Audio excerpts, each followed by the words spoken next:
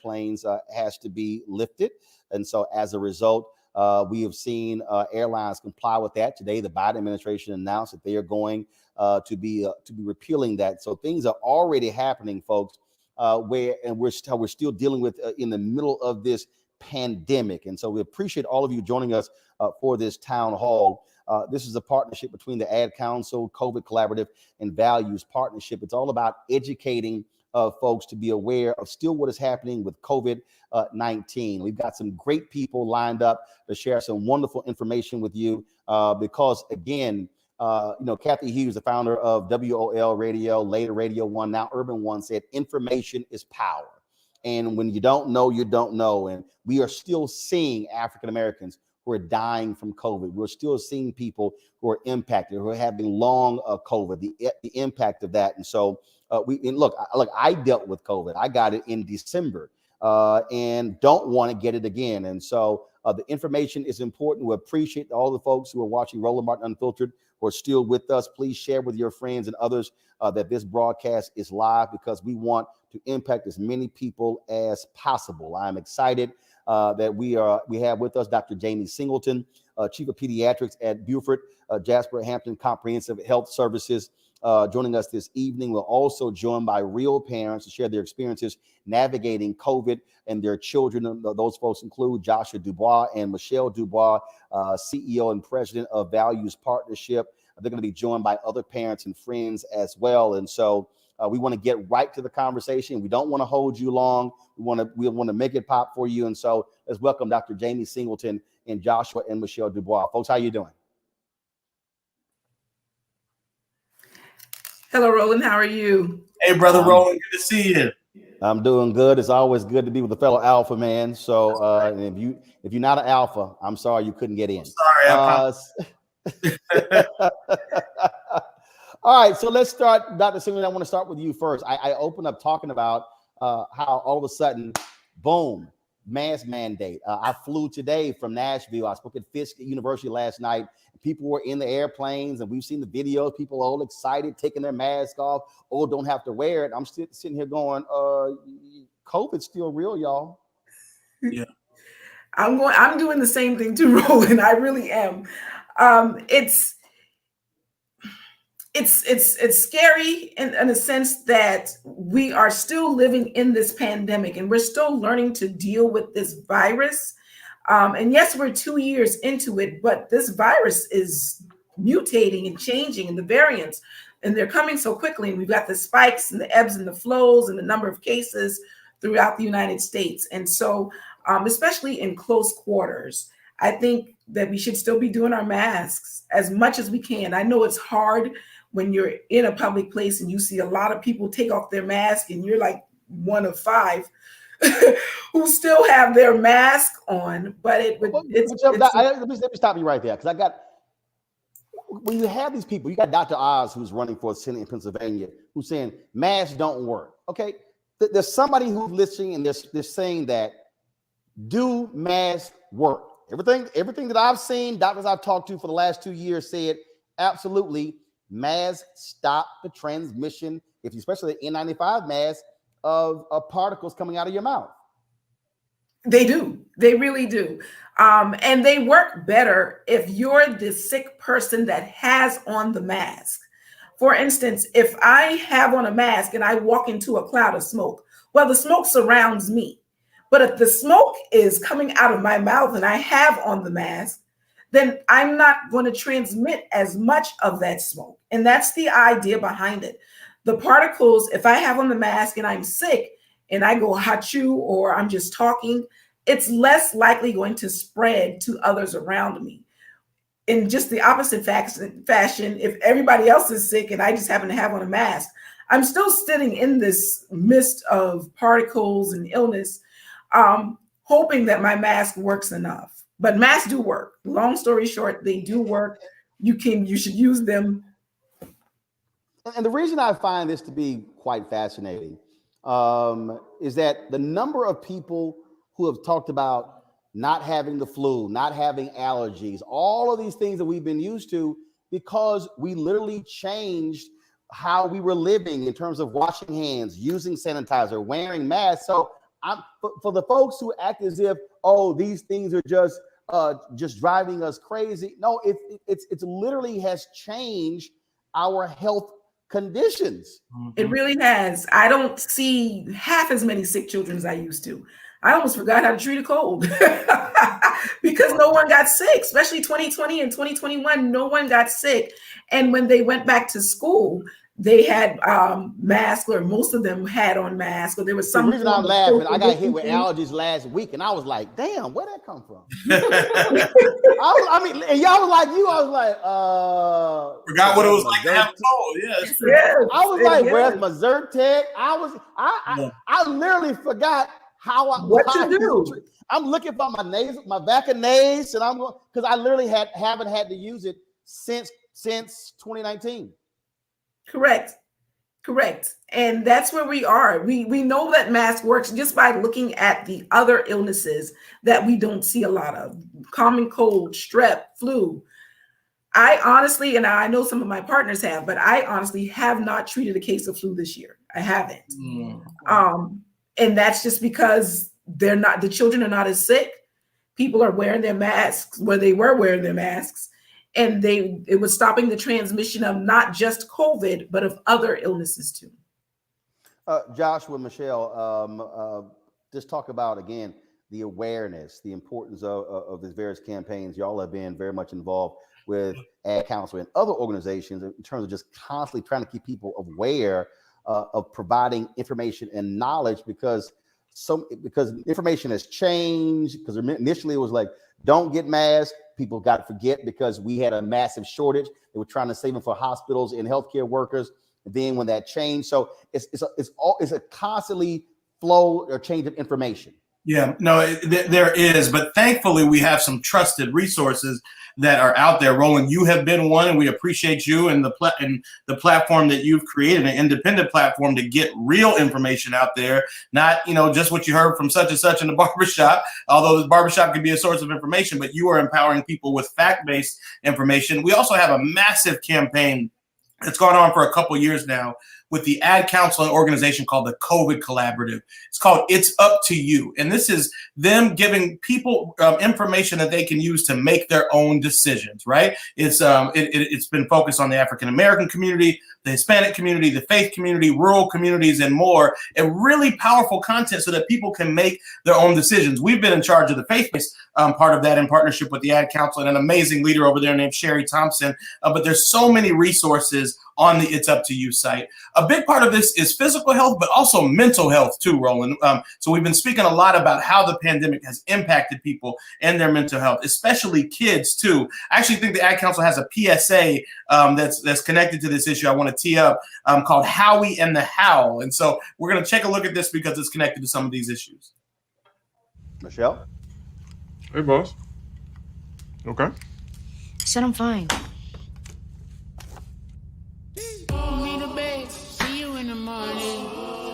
With the frosted Superman, but it wasn't on it. And we lost it. In my head, in my head, in my head. We were underlay in my head. Hey, son. Hey, Bob. You know you can talk to me. Yeah. Powerful, right? And as Joshua said, we've been so proud to work with the Ad Council. And we know that mental health is really important focus for parents as well during this time, right? We're proud to have worked with the Ad Council and on a number of campaigns, including some for children and teens. And we would love for you all to visit sounditouttogether.org and seizetheawkward.org as well. Yeah, one of these campaigns, Sound It Out, was focused on if you don't have the words to say, then write a song, write some rap lyrics, freestyle, something that expresses what you're going through. And so it's a really powerful campaign. Again, sounditouttogether.org and seizetheawkward.org.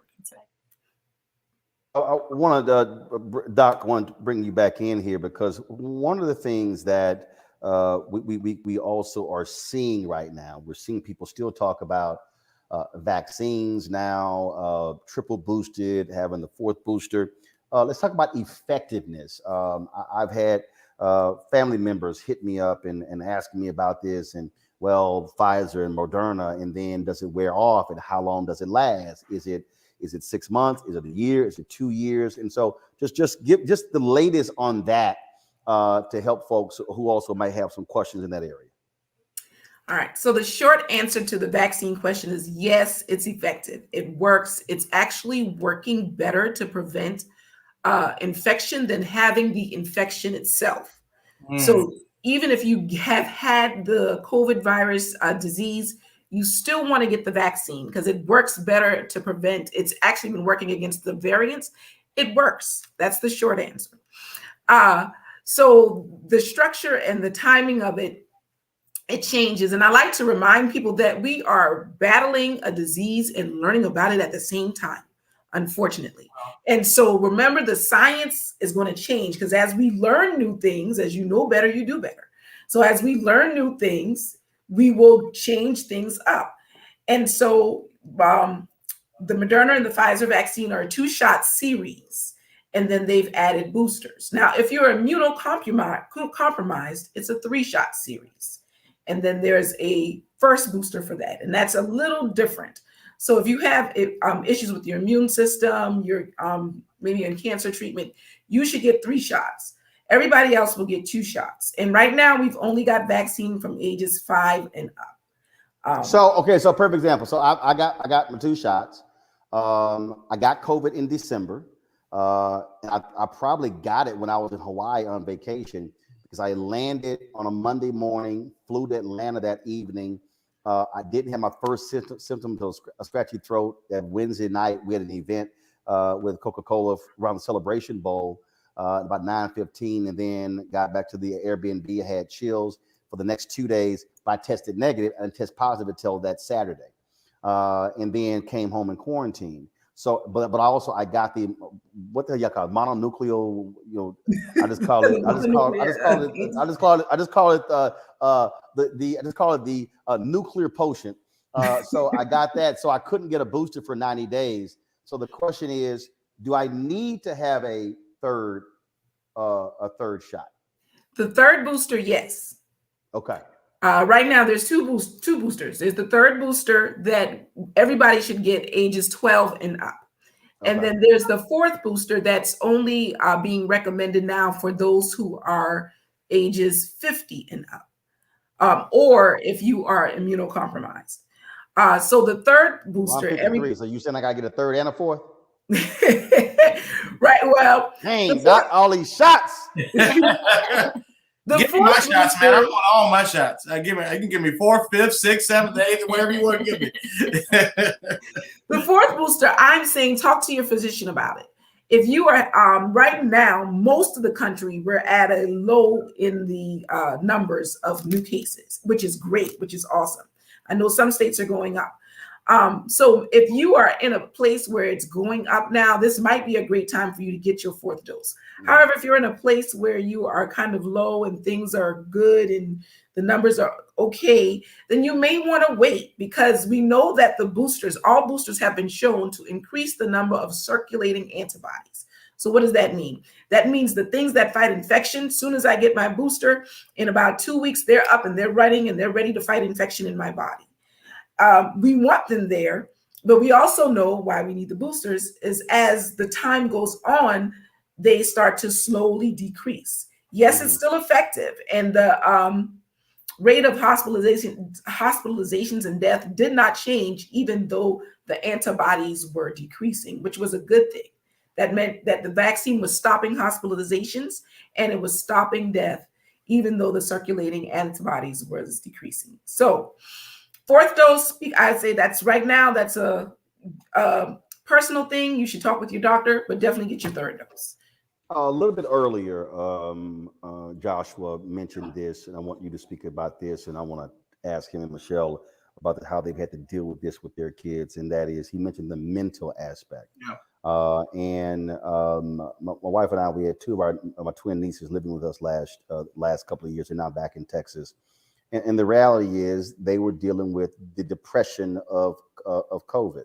The Surgeon General has talked about the mental impact of COVID on young children and teenagers. The markers in life that people we're used to: prom, graduation, junior prom, all the other different events, sporting events, homecoming games, all of these things. So all of these life markers, you got, 2 or 3 years of students who frankly don't have those experiences. And a lot of folks have been handling it in different ways, and it's been very tough on this generation. What must parents and aunts and uncles and others, what must we be doing to be sympathetic to what they have been going through, just to say, hey, toughen it up, it happens? Yeah.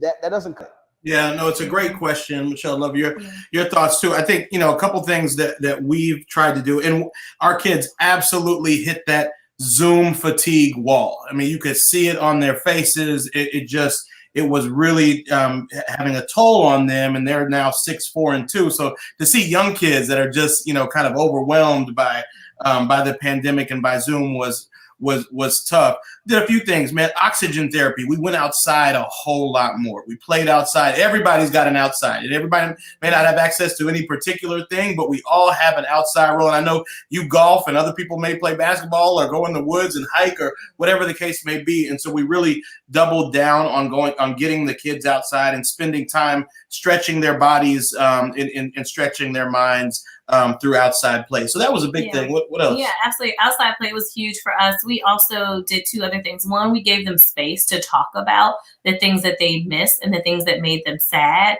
And we didn't necessarily have an attitude of, toughen up and just, kind of get through this.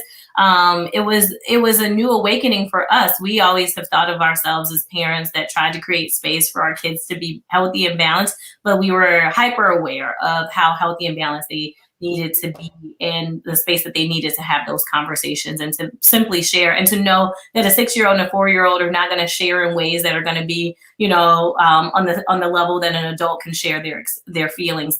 I think for us, it also reflected back on us to make sure that we were healthy, that we were, as parents, making sure that we were still connecting, taking breaks, and being honest with ourselves about what we were feeling, the fatigue that we were having, so we could show up best for them. And then the last thing was we gave them space to take breaks.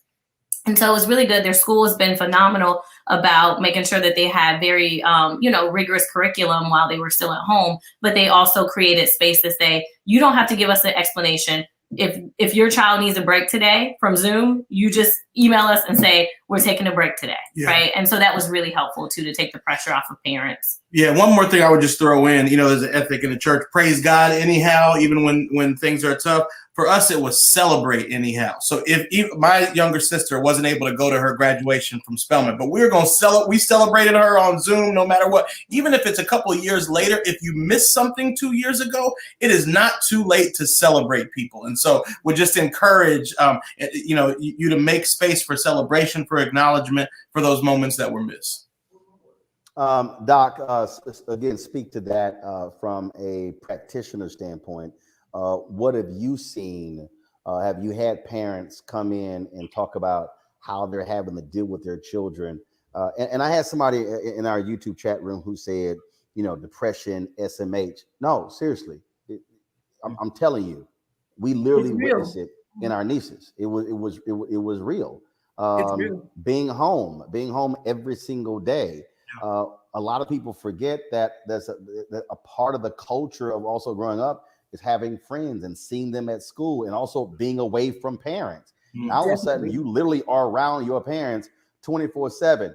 If you did not love your wife or your husband, COVID exposed all of that. And if you really didn't enjoy your kids, COVID also exposed that. This thing has been real, Doc. It has been. I see it daily. 2 things I saw: an increase in weight and an increase in depression. I had kids who shot up in their weight, and I had so many kids who are just, and it wasn't one specific thing. Some of them didn't want to go back to school. Some of them wanted to go back to school. Some of them missed their friends. Some of them didn't miss their friends. Whatever it was, they all had some level of depression and anxiety.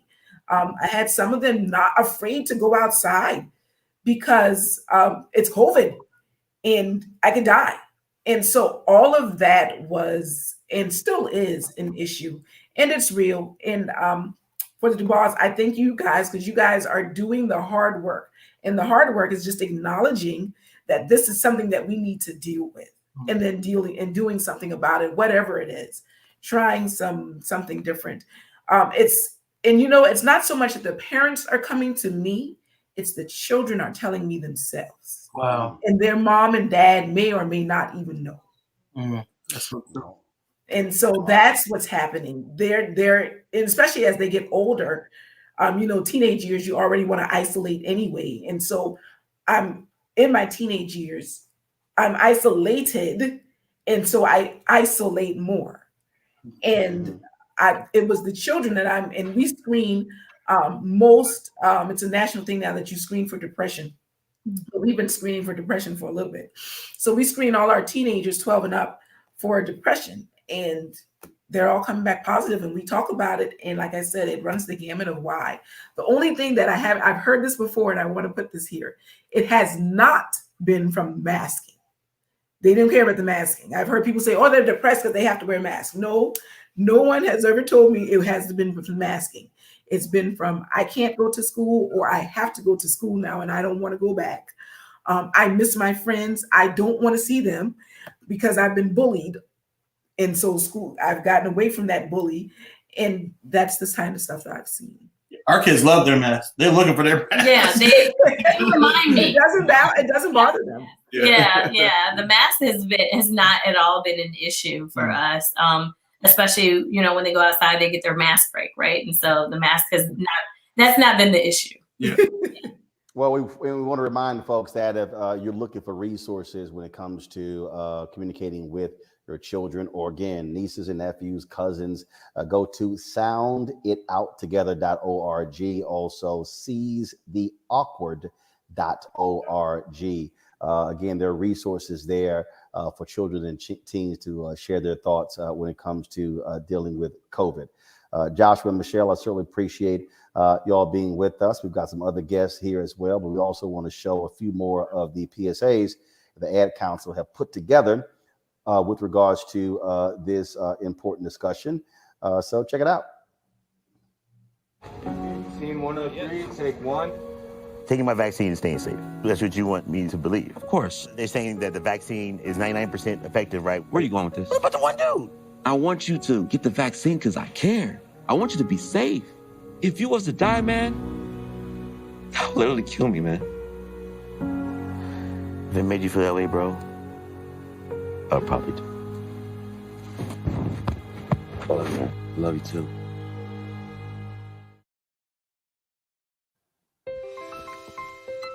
All right, let's try this. COVID has been a really long fight, and it's been especially tough on kids. It's been a rough transition for all of us. Right now, as a father, I want to give the best tools to protect my kids. So what can we do to get back to that sense of normalcy? Every day, parents ask me if their child 5 and above should get vaccinated. The answer is absolutely yes. My own sons, who are 6 and 8 years old, had their COVID vaccine. It's an added layer of protection to keep kids from getting any type of severe illness or complications from a COVID infection. A lot of parents are also wondering if the vaccines are safe. Yes, it's safe and effective for children. Definitely safer than a COVID infection. Children get a smaller dosage than adults do. So if you have questions or concerns about the vaccine, that's okay. We're here to help. We have the tools we need to protect kids and help them stay healthy and all get through this together.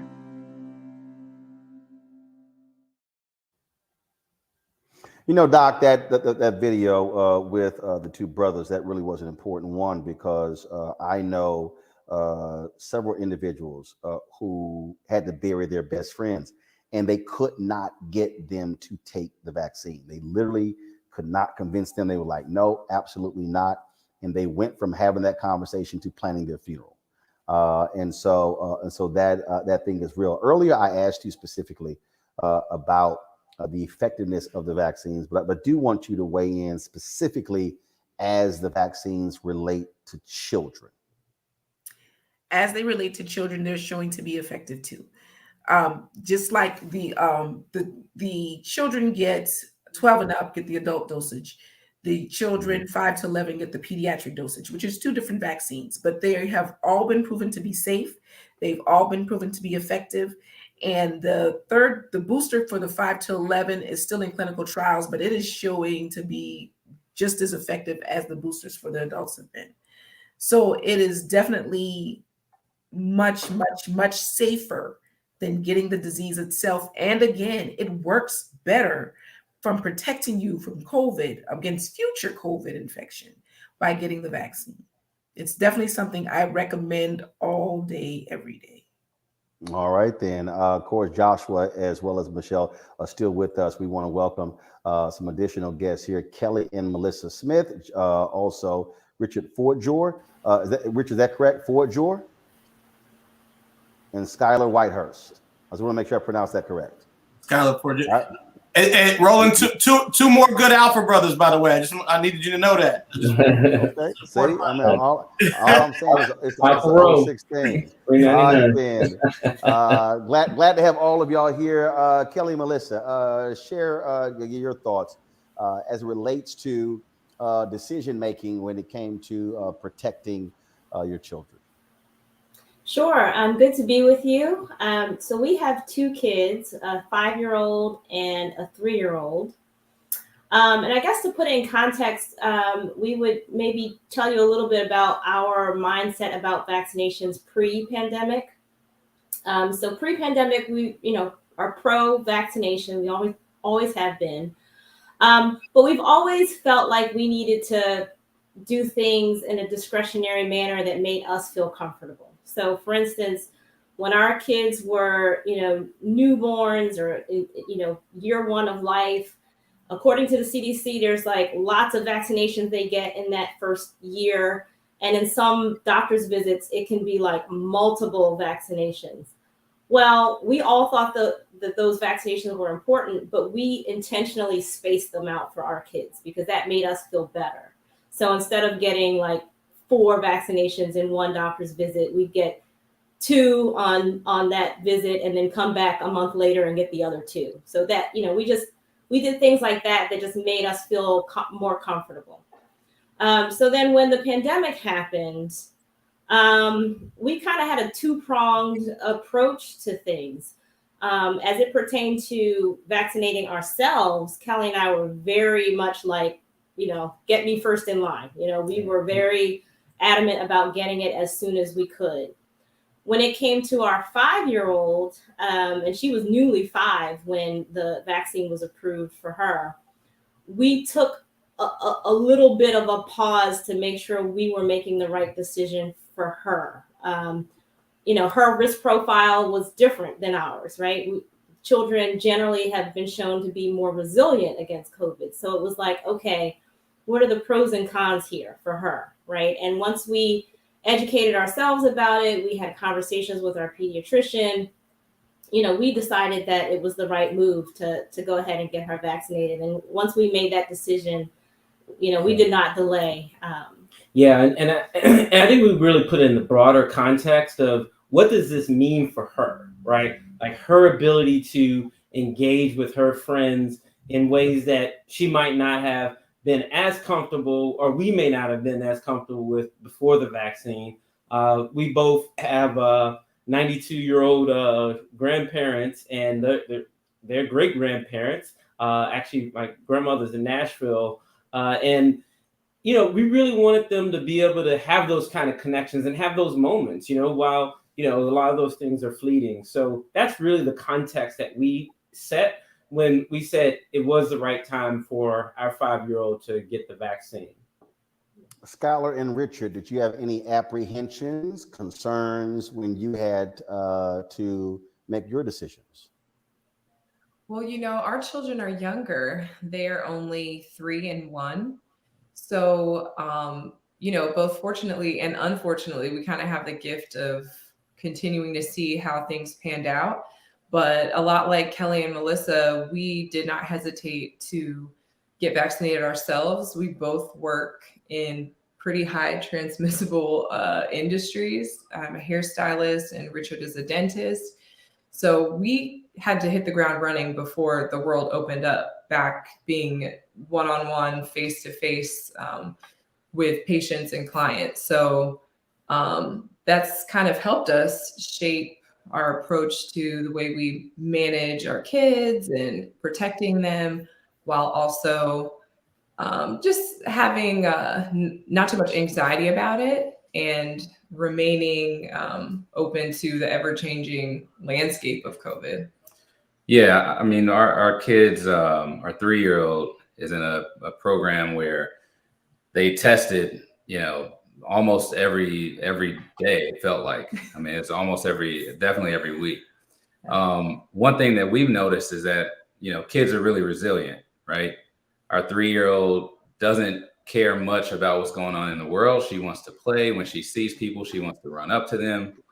So, for us, the decision when the time comes is kind of a no-brainer.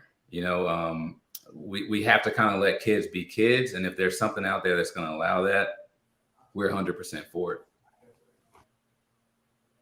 Then, that is Joshua and Michelle. A lot of parents have had to make these decisions in so many different ways, but they also had to factor in the fact that they had children who are around grandparents, and dealing with that as well. And so, for the both of you, did you sort of have were you factoring some of that in as well in terms of, okay, what is the impact of our kids being around other family members? And also, you don't control the decisions of other parents. And so were y'all also being proactive and saying, we need to know what decision y'all made, which will determine whether or not our kids can even be around your kids? That's exactly right. Yeah, the grandparent piece was a big part of it for us. Michelle's mom lived with us part-time and still is here a lot. They're around my parents a fair amount, and even my grandparents, or their great-grandparents. It enabled them to connect there. That said, we kind of pumped the brakes a little bit at first and really, had some open questions. Is this the right thing? And what does the data say? I think the thing that did it for us was we know a lot of parents, a lot of kids.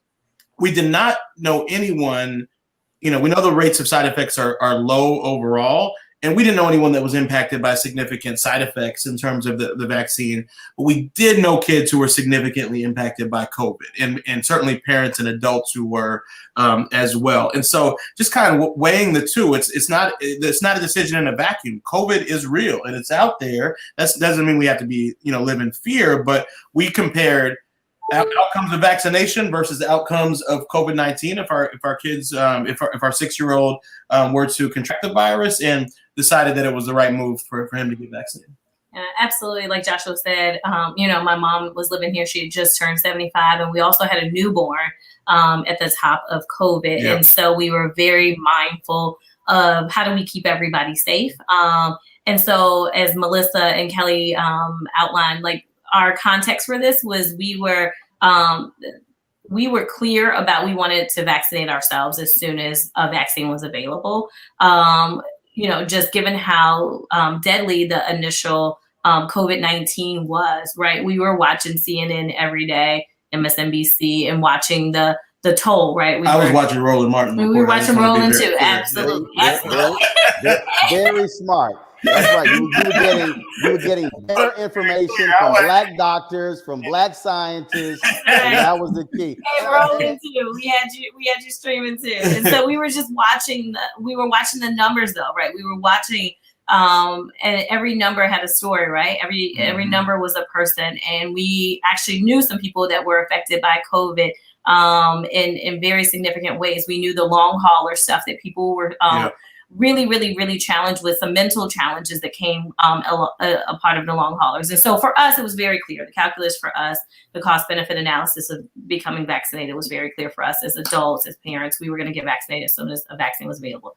Like Joshua said, for our 5-year-old, it was a much tougher decision.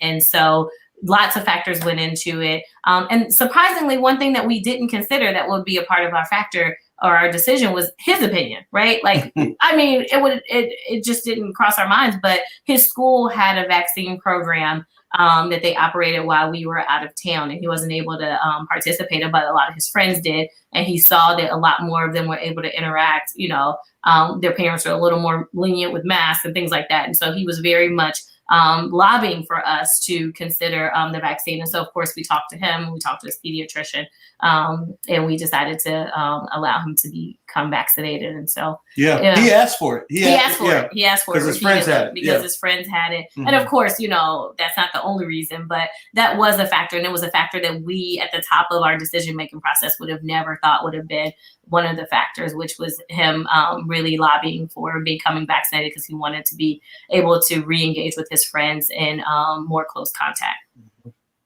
Doc, I want to bring you in here because I'm sure you had to deal with some really worried parents on this issue here.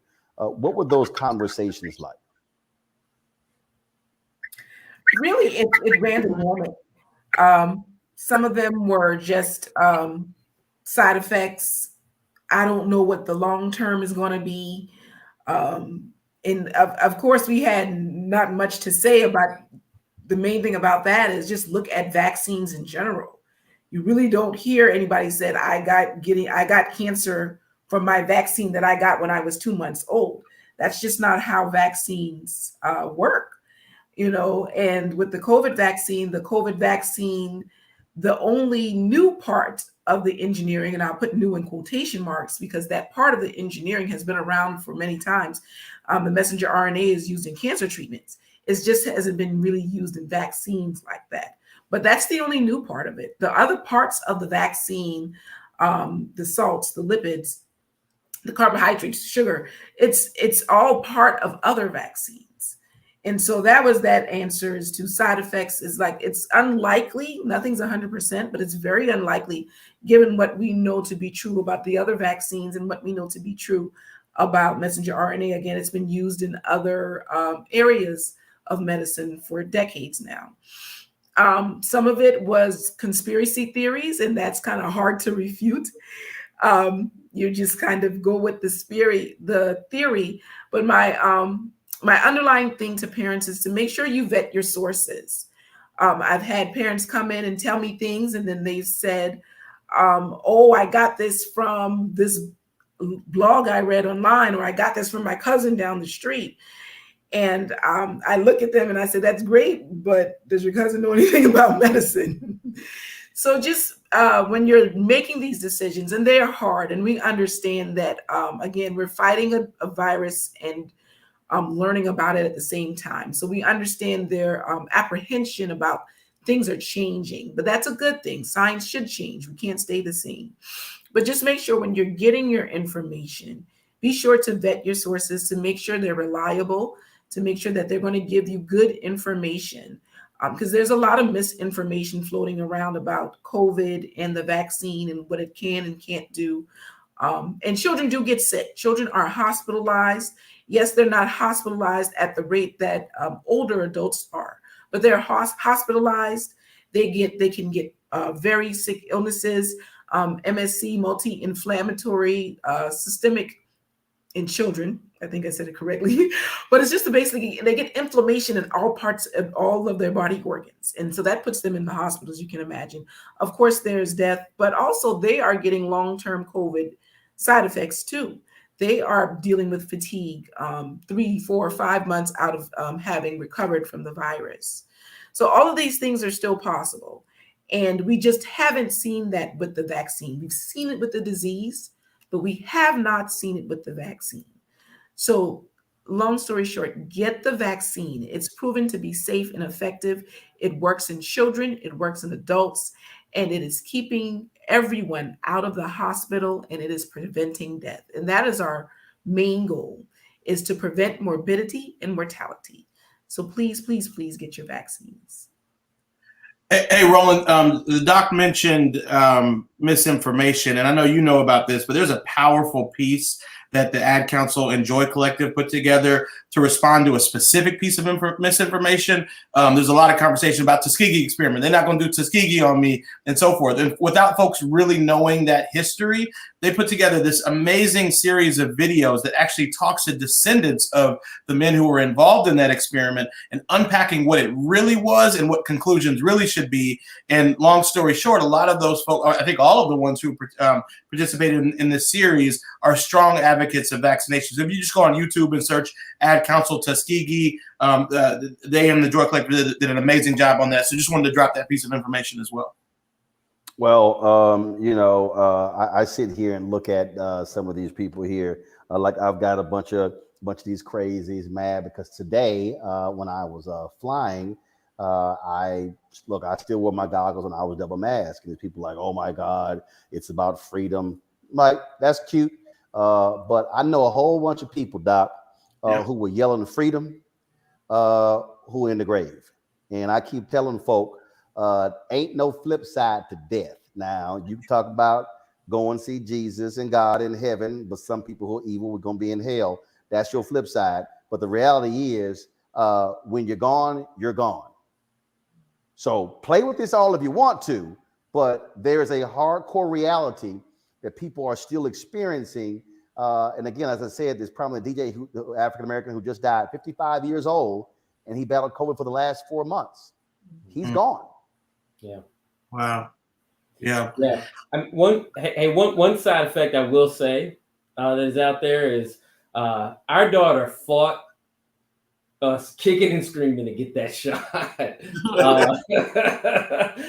And she wanted the shot. She rolled up saying, I want the shot. And then 3 seconds before she needed to get it, she said, but she got it. And then she was like, oh, that was nothing.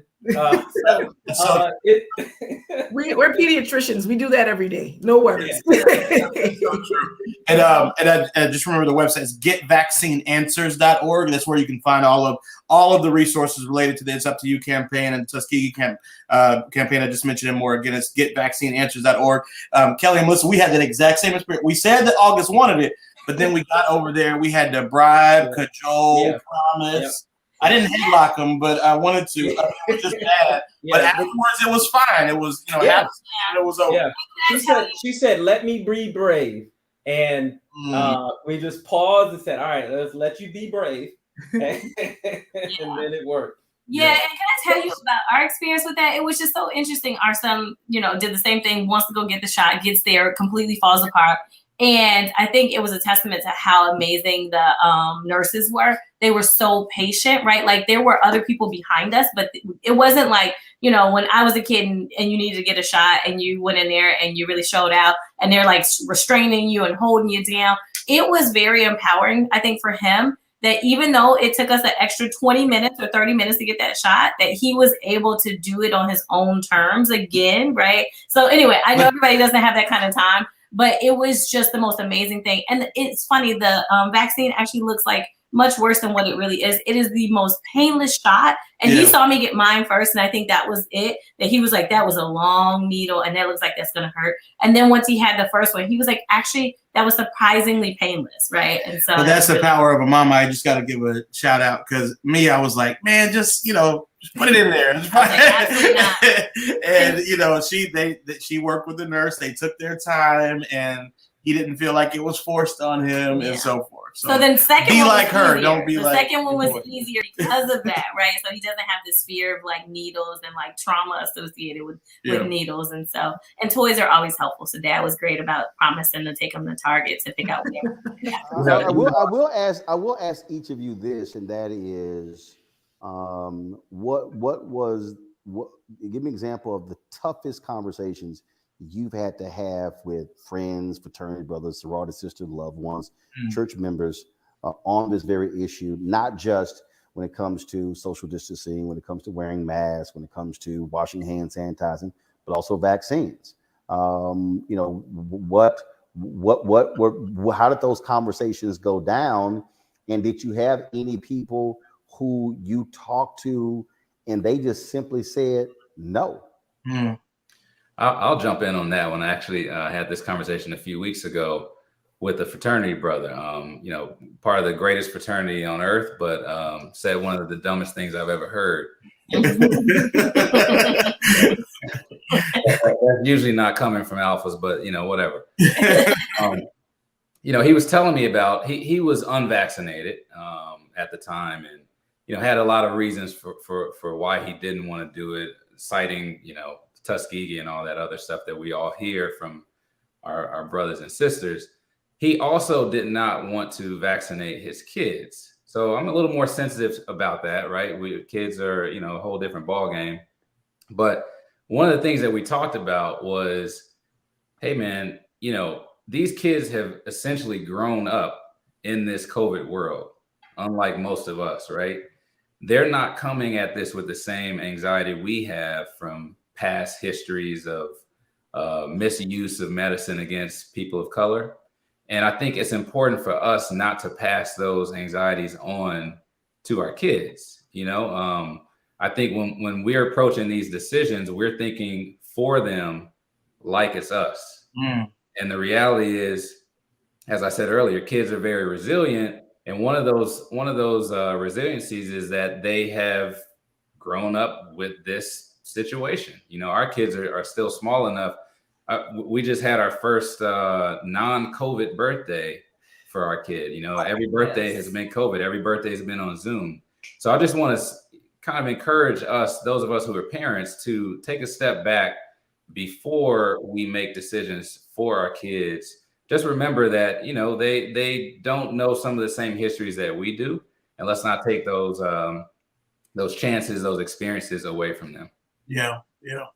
Rick, it's such a great point. You know, I in terms of tough conversations and moments that I had, one was really tragic. Our last big event for our company right before COVID hit was a set visit for a movie in Atlanta. We brought a bunch of faith leaders down there, and then came back. That was in February. Came back in March. We had learned that one of the pastors that was with us passed away of COVID. So it was just the gut punch early on that this thing is real and it's serious. And as a result, we haven't really pulled punches, right? If we got family members that are not trying to get vaccinated, unfortunately our response was, well, you can't come with us to to a grandmother's house, or you can't come over our house, and so forth. And so, you know, I think it was that the reality of that mortality early on that kind of shifted things for us. Absolutely. I think our family knew early on that like we were very, very, very rigid about like social distancing, and especially, you know, in February or March of 2020, before other folks were necessarily there. And so we kind of ripped the Band-Aid off early. And so people kind of knew like they may be a little more challenging to interact with. But I think as the world started to open back up and vaccines were becoming available, I think it was really tough for some family members to like know that the line was still there, right? And now the line is, you know, before it was like very little to no interaction, and now the line is we'll interact, but you have to be vaccinated. And so I think there were some tough conversations, but I think people kind of knew that they were coming. They were not tough conversations for us. It was very simple. You can't come around. Yep. I mean, I wasn't. I mean, we were not about to sit here, and in fact, you know, I think one of my sisters was hesitant, which I didn't understand that, considering all the damn health issues she got. But we were having a family get together, and we said, "You can't come around, period. Yeah, unless you get vaccinated." Oh, she got vaccinated, but we were dead serious. There was no debate. There was no conversation. There was no cajoling. It was real simple. If you think you're going to come around the family, then you need to be vaccinated. In fact, I lost two aunts last year, and it wasn't the COVID. One was 81, one was 80. My mom's two older sisters, and they died within about 4 months of each other. But what's very interesting is that when we had the repast for one of my aunts, my mom said, "Hey, these tables are not spaced properly." So literally, that was the family had the repast after the funeral. She said, no.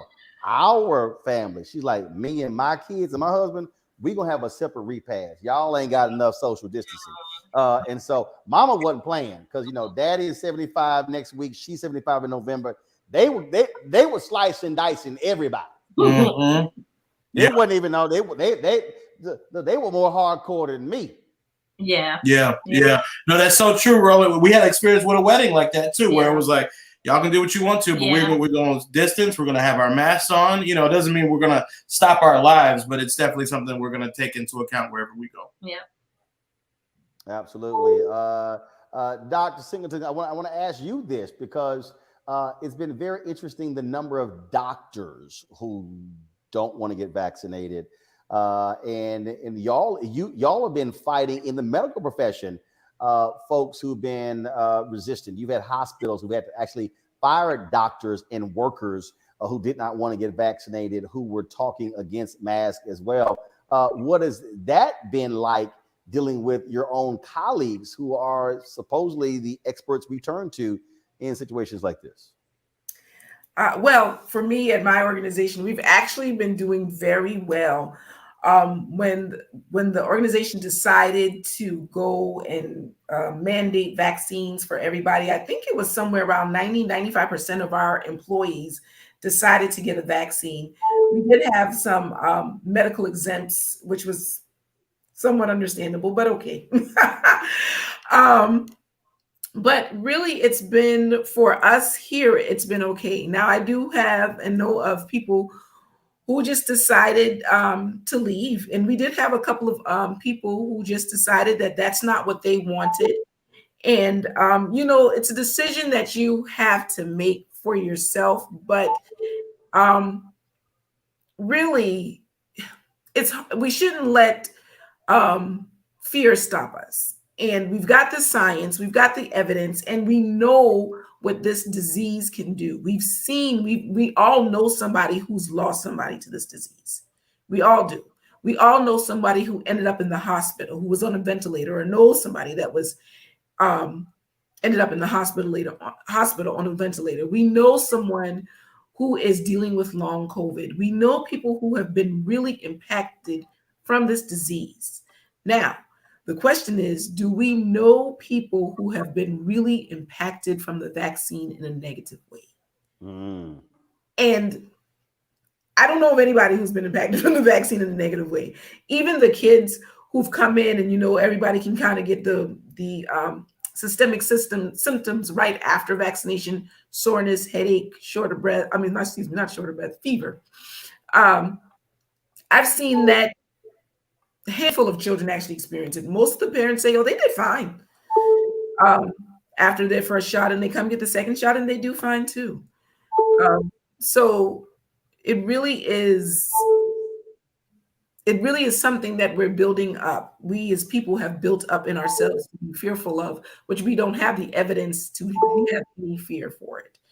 With that, I just say, use your evidence, make your best decisions. But the vaccine works, and it's safe, and it's effective, and everyone should get it if we want to be able to understand and survive in this going forward. COVID's not going anywhere. We're not going to there's never going to be a time that we get rid of COVID, at least not in the next couple of decades. Yeah. Really? Next couple of decades? Wow. Okay. Well, if you think about it, I mean, they finally eradicated smallpox, but how long did that take? Right. And this virus has shown that it can mutate, and it's a living organism. It wants to live and grow just like we do. And so it's going to do everything it can to live and grow and multiply.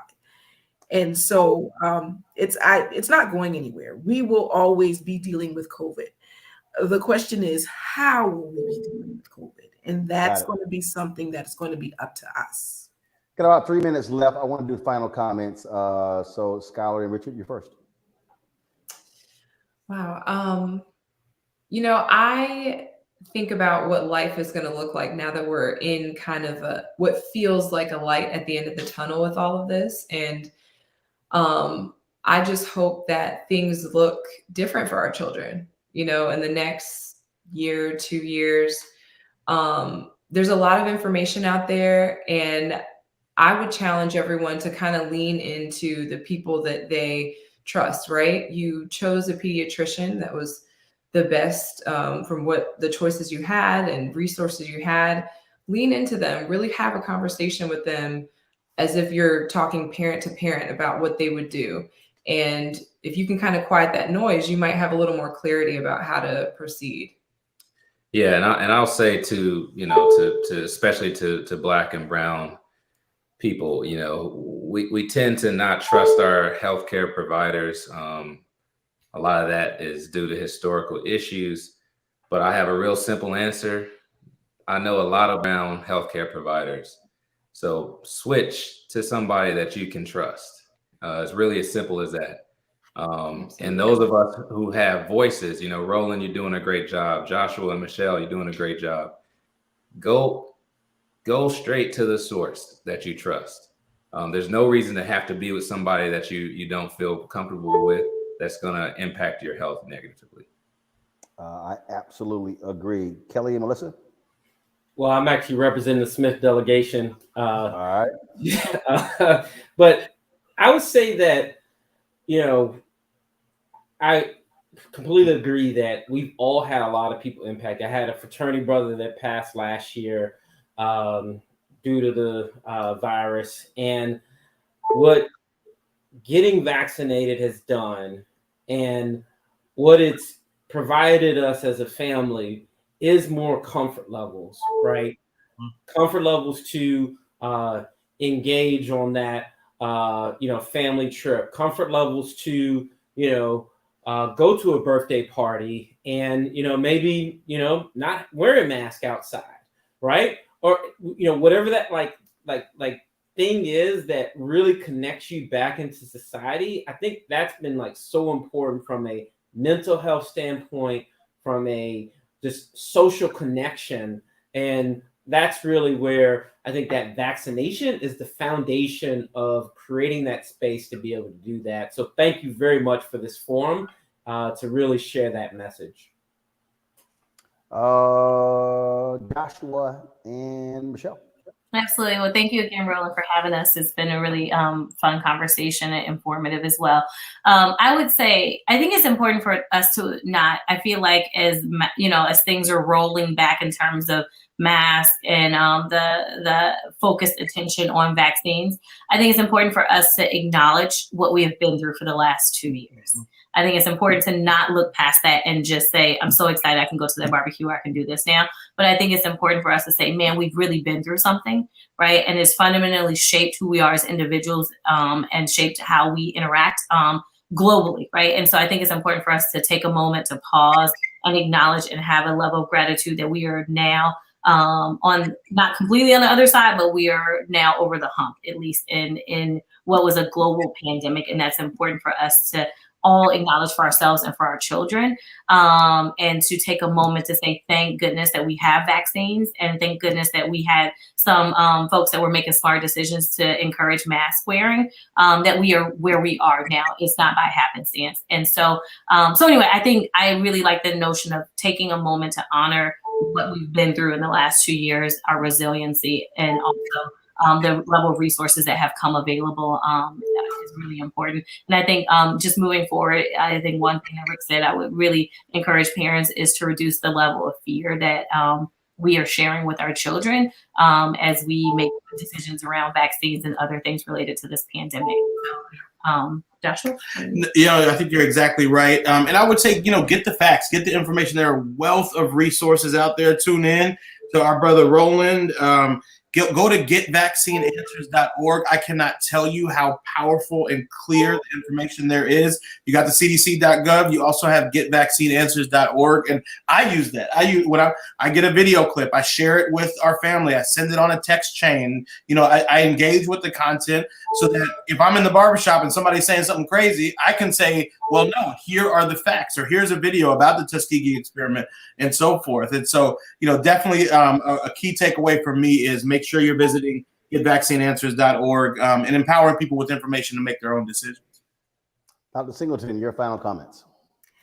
Again, I want to say thank you for having me too. And I'm just going to reiterate what everyone just said plainly and simply, and just say, get the vaccine. It works. It's safe. It is effective.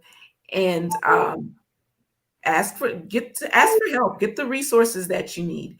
Are your pediatricians, your providers, your nurse practitioners, whoever you see, we want to answer your questions. We really do. We get excited when we get questions because we like, oh, they're engaged and they want to know the truth. And so please ask us, set up an appointment, go see them, and let them answer your questions.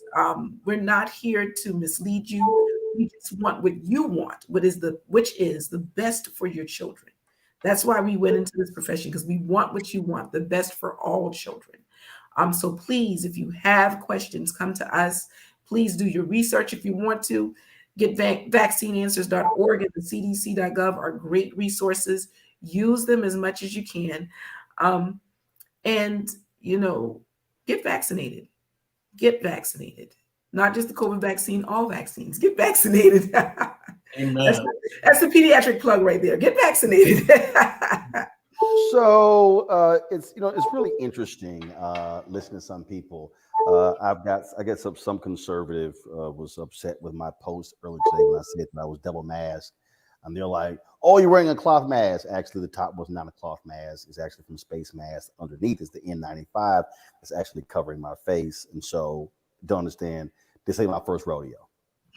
But somebody made this comment. They said, "This is ridiculous. This is not about you." Actually, it is. See, if I'm wearing a mask, if I'm social distancing, it is about me and my wife and my parents and my brother and my 3 sisters and my 13 nieces and church members and fraternity members and other people, my work, people who work for me on my show. So actually, it is about me. And I think that's what you're dealing with. You're dealing with a group of people out here, people who, a lot of people on political ideology, people, some people who might be black and who are white, people go through all this sort of stuff and they're complaining what's not about them. But here is the reality. And we've said this. Too many of us know people who are dead because of COVID. In the first 6 months of COVID, we had more than 50 black pastors die.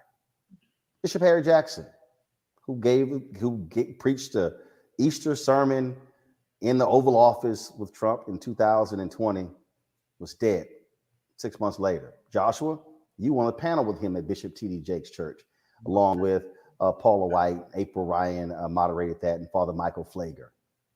He's gone. He beat cancer. COVID killed him. And so I want people to understand, you can play games all you want to. That's fine. But you better factor in if there are others who are around you. And we know black families where mom and dad both died, leaving their children orphans, forcing their families to now have to raise their children because they're no longer here. And so when you make a decision not to wear a mask, when you make a decision not to social distance, when you make a decision not to get vaccinated, do understand that it's not about just you. And if you're single and don't work around people, okay, whatever, that's fine. We all have to make the decision. But I would hate, as D.L. Hughley said, when I talked to him, when he got COVID, he said it hit him. I literally could have been the person responsible for the death of my wife and my children. He said, I could not have lived with myself if they had contracted COVID from me and didn't survive. That's what changed his view on the vaccine and changed his view on taking precautions. So folks, our goal is to give you information. If you you want to trust black doctors, we have them on every single day. We've done more than 100 segments on COVID on Roland Martin Unfiltered. We've had black ER doctors, black specialists, infectious disease specialists. We have black scientists. We have run the gamut, and we're going to continue, because if we talk about Black Lives Matter, it matters whether it's in the streets, and it matters if it's at home, if it's at work, and we're dealing with COVID. We appreciate everybody who participated tonight. Don't forget, there were several websites that we gave throughout the course of this conversation. Quickly, I want to give those. That is sounditouttogether.org, seizetheawkward.org, and also getvaccineanswers.org. that's information that you can get. So we certainly appreciate everybody who participated in this, all of our panelists, also those involved in the production. And we want to certainly thank those who made this possible. And that is, of course, the Ad Council, the COVID Collaborative, as well as the Values Partnerships. Folks, I appreciate it. Thanks a bunch. Sir, we appreciate you guys. All right, everybody. Enjoy your nights. Have a good one.